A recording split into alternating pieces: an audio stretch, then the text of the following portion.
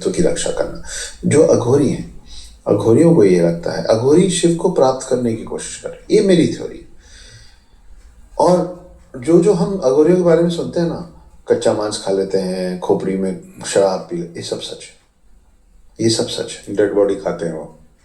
हाँ, ये एक कई लोगों को क्या लगता है कि मार के खा लेते, ऐसा नहीं है। वो मार के किसी को जो नहीं शव है उसको शव है। क्योंकि मैं आपको उसके पीछे लॉजिक बताता हूँ, उनका तर्क, उनका लॉजिक। आप एक छोटे से बच्चे को देखें सुशांत भाई, हम कम से कम हिंदुओं में हर छोटे बच्चे में माना जाता है भगवान का रूप। वो छोटा बच्चा जो शायद घर के हाउस हेल्प का चप्पल अगर उसको देखेगा तो उसको उठाकर मुंह में डाल लेगा, है ना। सूसू करेगा, पॉटी करेगा, उसमें खेलता रहेगा, ठीक है। आप उसका नाखून मत काटिए, उसका नाखून बढ़ता रहेगा। आप उसका बाल मत काटिए, उसका बाल बढ़ता रहेगा। आप उसके कपड़े मत चेंज करवाइए, उसको मत नहलाइए, वो गंदा पड़ा रहेगा, ठीक है।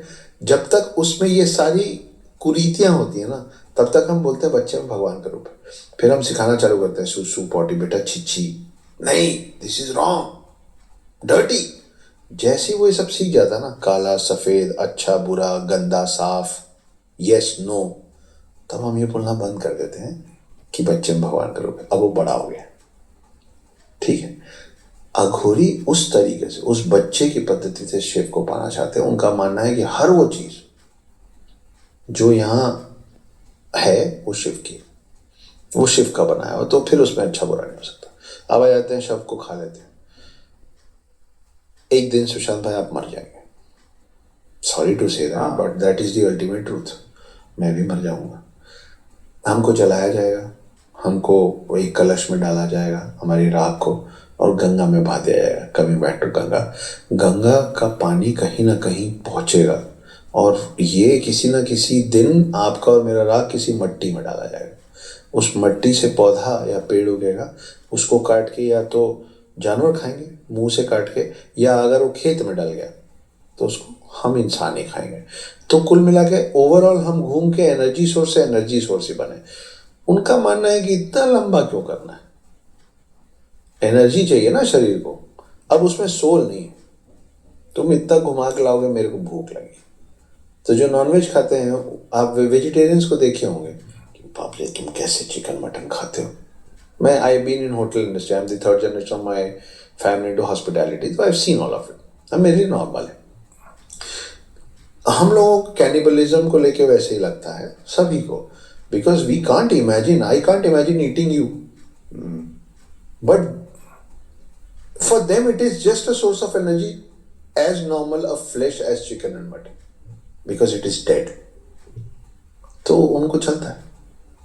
हम बाउल में लेते हैं, भाई बाउल किसी चीज का तो बना हुआ है, उनको लगता है ऐसा जो चीज है वो बाउल है, ले लो। तो उस बच्चे की पद्धति से they are trying to reach Shiva. Nagas think that we are the servant of Shiva. This is a work given by Adi Guru Shankaracharya, जो कि अवतार थे शिव के। दोनों के पावर में कोई फर्क होता है? अघोरीज के पास क्या पावर हो सकती है? जैसे आपने कहा कि आपकी किताब में कि कोई अघोरी है जिसने रामायण भी देखी, महाभारत भी देखी, इतने साल जी गया, ऐसे अघोरीज हैं क्या वाकई में? वो किरदार तो मेरा काल्पनिक किरदार है, लेकिन पहले के समय में मैं फिर थोड़ा साइंटिफिक चला जाता हूँ। आप देखिए, आज का जो शेर है, जो कम से कम 25-50 को तो अकेले फाड़ के खत्म कर देगा, करेक्ट। आज भी उसका पूर्वज कौन था? उसका पूर्वज था सेबर टूथ। अवशेष मिले हैं, आइस एज में सेबर टूथ होता था। आज का जो हाथी है वो 20-25-50 लोग को तो खत्म कर देगा अकेले, खुद गिरने के पहले। उसका जो पूर्वज था वो कौन था? मेहमत था। तो अगर मैं आपको इस बात, और वो हजारों साल पहले मेहमत होता था जो हाथी से 5 गुना बड़ा होता था, प्रूवन है, मैं तो नहीं बना रहा हूं। तो अगर मैं आपको ये प्रूव कर पा रहा हूं कि हाथी के पहले उसका पूर्वज मेहमत होता था, तो आप मेरे को कैसे डिसअप्रूव करेंगे कि मेहमत का भी तो कोई पूर्वज होगा? तो एरावत नहीं हो सकता जिसपे इंद्र बैठते थे। तो अगर सेबर टूथ पहले था, तो सेबर टूथ का जो पूर्वज होगा वो सोचिए कितना बड़ा होता होगा कि जिसके ऊपर मेरी दुर्गा माँ बैठती थी। तो आज के इंसान की जो उम्र है, ये प्रूवन है ना कि इसके पहले इंसानों की उम्र ज्यादा होती थी, इंसानों की हाइट अभी से ज्यादा होती थी। हम लोग डिटोरिएट हो रहे हैं with our age, with our skin, with our height, with our DNA, with our stability, with our life, everything. तो अगर मेरे पहले जो होते थे वो 8-8 फुट के होते थे और लिखा हुआ है मेरे ग्रंथों में कि कृष्ण 125 साल जिए, तो कोई तो तरीका होता था ना 125 साल तक। और जब वो मरे थे, उनके पैर में जो आके तीर लगा था और उनका देहांत हुआ था, तो ये माना गया है, लिखा गया है, बोला गया है कि उनके चेहरे पे एक भी झुर्रियां नहीं थी। मतलब वो तीर से मरे थे कि उनका काम खत्म हो गया था। He wanted a reason to leave, है ना, वो तीर से मरे थे। मतलब 126 साल में वो उनका बुढ़ापा नहीं था। तो जो अगर कोई पद्धति होती है